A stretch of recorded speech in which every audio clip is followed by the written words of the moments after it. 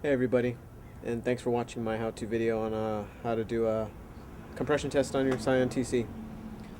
Anyways, there's a lot of people out there that do compression tests, and nobody really posts how-to videos, pictures, or anything like that. So the goal today is to create a video that everybody can use who has a Scion TC, and make it easy for everyone to do a compression test here. So what I'm going to do is I'm going to lay out all the necessary tools and make it as straightforward and easy as possible. You're going to need a compression tester. This is a very basic compression tester. You can purchase one of these over at AutoZone, sometimes Walmart, just about any general race shop or anything like that. This one right here can rate kPSI as well as just the standard PSI, as you can see right there. Comes with a couple of different fittings.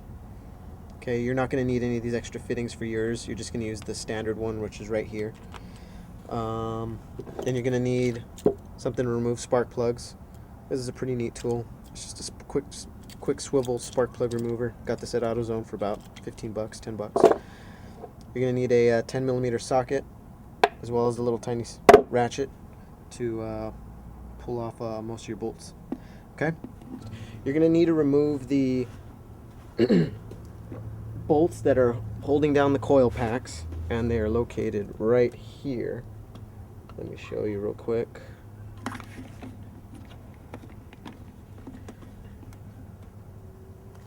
Right here, you're going to remove this, and this. These are the bolts that are holding down your coil pack. For that, you're going to need your 10mm socket and your ratchet, and you're going to remove them. Let me set the camera down. Keep in mind that when you are checking the compression, it's a general rule of thumb to have the car at an operating temperature. So what you want to do is make sure your car's warm.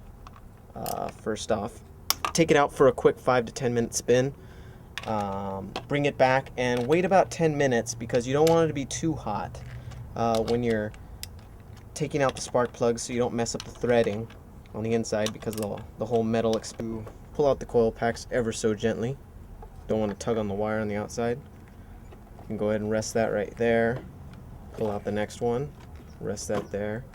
Pull out the next one, rest that there. Pull out the final one. This one's a little tight right here, so you want to be careful when you're tugging that one out. You shouldn't have to yank too hard to pull out the coil packs. They're fairly easy to pull in, pull out. Next, you're going to remove your spark plugs. For this, we're going to spark plug.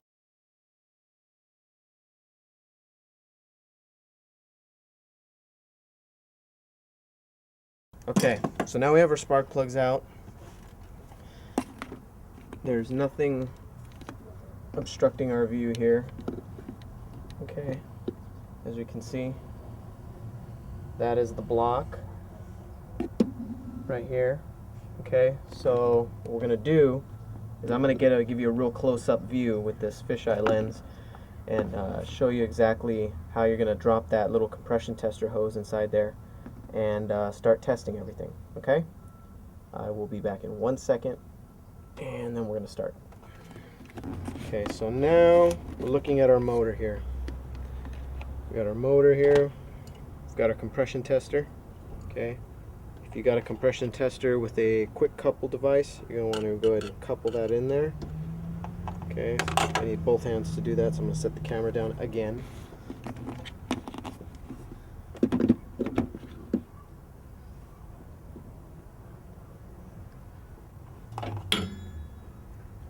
So what you're going to do is you're going to take your compression tester. Hopefully you have a compression tester that has a quick couple like so. I'm going to snap it in.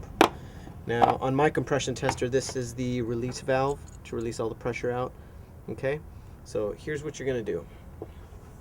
Now, general rule of thumb, I just attached this right now, but according to the instructions, you should have this disconnected and then connected after the other end is inside the area where the spark plug goes. So as you can see, it's very short. It's not very long. It has a rubber O-ring at the other end right here. Okay, it basically has about 2 fittings. Okay, depending on the size of, or at least I guess the diameter of the hole. So here we go. Hang on one second.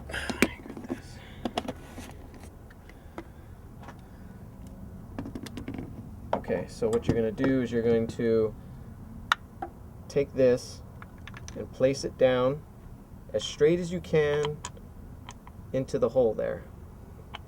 Okay, then you're going to give it a couple of basically one twist, and then you're going to tug on it a little. This way you know that you've gotten into the thread nice and clean, you know, and it wiggles a little here so it's not crooked at all. And then you're going to keep twisting very gently as it goes in, and after a while it's going to feel like it can't go anymore. That means you've gone all the way in. Okay, so there you go. Now you have your first, it's right here inside your first spark plug hole here. Okay, next what we're going to do before we do the test is we're going to disconnect. Now a lot of people do this differently. They can do the EFI fuse, and that basically disables the electronic fuel ignition altogether. The way I did this was a little bit quicker.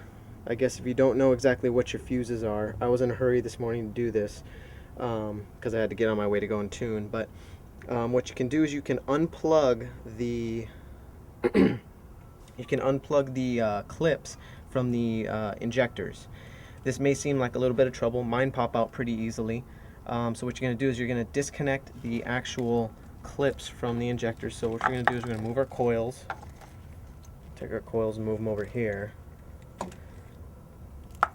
Okay. Then we're going to, I can't really stick the camera back there. We'll try though.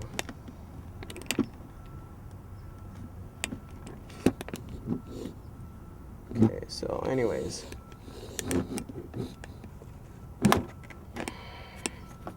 Can stick it back there, but I can't use the screen. Anyways, we're going to go ahead and pull the clip to our injector out. Okay, I'm going to pull out all 4. Be very careful when you're removing these clips because, you know, they can get expensive to replace, and if you don't do it properly, it can damage the clip pretty bad. Okay, so now all 4 of the clips are out. Okay, we have this clipped here. We're going to go ahead and pop this in.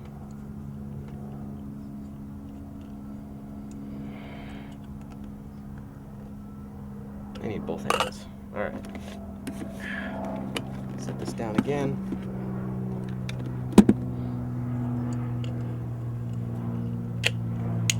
Make sure that's nice and snug. Okay. And we're going to go ahead and rest this here. Now the only problem with not disabling the EFI fuse on this is that there's still going to be an ignition going through your coil packs, which means that if you don't properly wrap them up or cover them, you can get accidental grounding, you can cause a lot of electronic problems. So what I'm going to go ahead and do is I'm going to do what I did earlier. I'm going to place a piece of wood up on top here, and I'm going to lay the coil packs flat out on that so that they cannot touch anything metal. This is a fairly large piece of wood here, and this will keep them from touching anything that it shouldn't touch.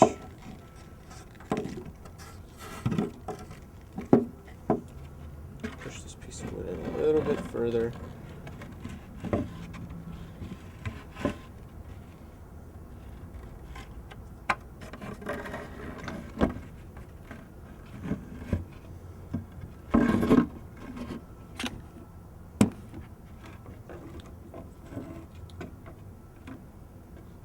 Okay, so here we go. So basically I've laid the coil packs separately away from each other, like so, on top of a piece of wood. No other metal is around it, so therefore there will be some electricity shooting out of these, not necessarily shooting out, but I mean, if you put your finger near there while you're cranking, or someone else does, they're going to get a pretty big jolt. So there we go. We have everything plugged in. Okay, we're ready to do. We're ready to start cranking. Okay, so we go over to the car. Let's go ahead and get in. Make sure we have our keys. Okay, go ahead and put your key in the ignition. Turn it. Don't turn it on yet, but turn it to the on position. Okay. Next, what you're going to do, you're going to make sure that your foot is on all the way in on the clutch for your start sequence, and your foot is pushing the gas pedal all the way down. So during this entire cranking sequence, you're going to have the clutch all the way in, you're going to have the gas pedal floored all the way down, and make sure your vehicle is not in gear and your emergency brake is on. Okay?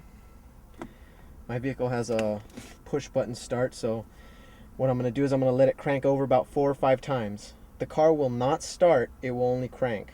You're going to hear it basically turning over and turning over and turning over.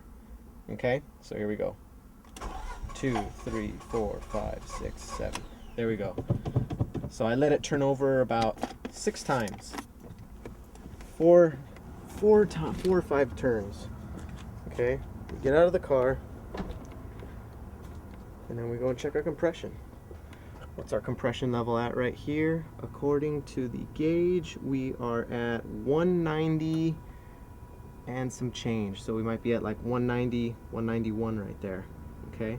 Right in between 180 and 210 on those big markers, so we're at about 191. Okay? So that's 191 PSI. That's our first. We're going to go ahead and hit our release valve. And that released all the pressure there. And we're going to do the same thing for all 4. So let's do that real quick. You're going to go ahead and unscrew this very gently. You don't want to mess up threads or anything like that. Once it's disconnected, you're going to go right into the next one. You're going to do that. You're going to do that half turn and then check to see if it's nice and fit. You're going to keep on doing it till you feel it can't go no more. Okay, make sure that all the pressure is out. Lay it down up here. Okay, and then we're going to basically turn the car once again. So I'm going to lay this down right here while I turn the car.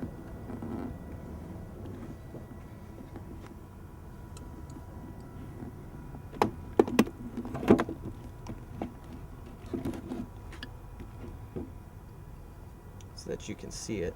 Okay. Actually, can't really do that. Anyways, it's in there.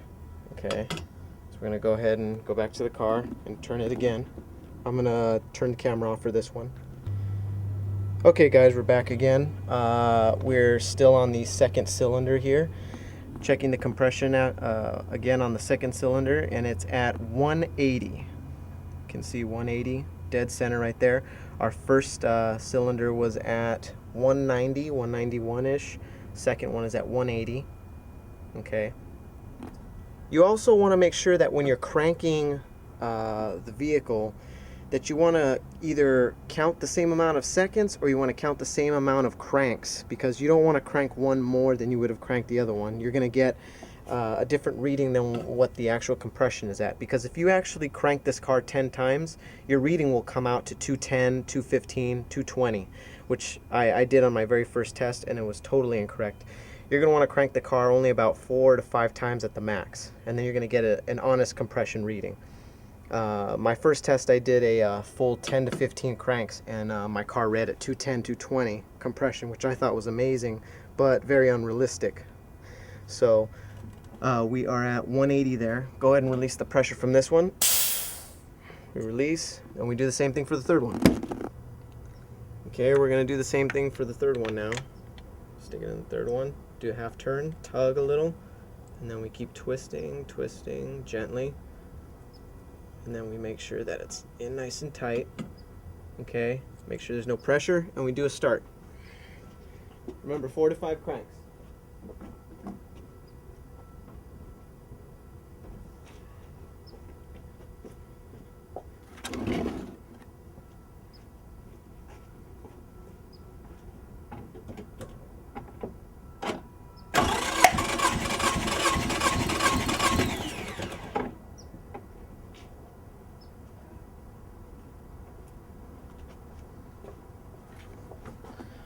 can see we are at 181 right there. 181, 183 maybe. Not all that accurate, but you know the general ballpark figure. Okay, release the pressure and do it for our last one.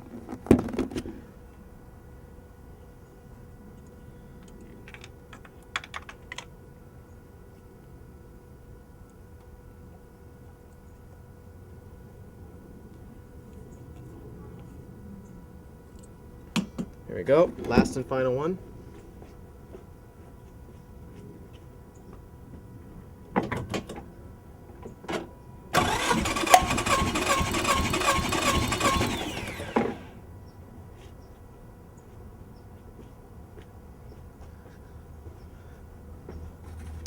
Compression reading for the fourth cylinder is going to be 185. So our first cylinder was at 190, second cylinder was at about 180, third cylinder was at about 180, and the last and final cylinder is about 185. So we're pretty consistent. You want to make sure that the compression doesn't read more than, I believe, 10% than the highest reading. If you have hang on one second here, let's release the pressure. Okay, if you have one piston that reads very low, you may have a ring problem. And if you have two pistons that are adjacent to each other side by side, you may have a blown head gasket, or there might be a number of other things. It doesn't have to necessarily be a ring problem, but that is also a concern as well. But you may have a messed up head gasket. There's a number of different things when the two pistons side by side are reading very low compression levels. So what you're going to go ahead and do is put everything back inside your car, put your spark plugs back in, put your coil packs back in, screw the coil packs down.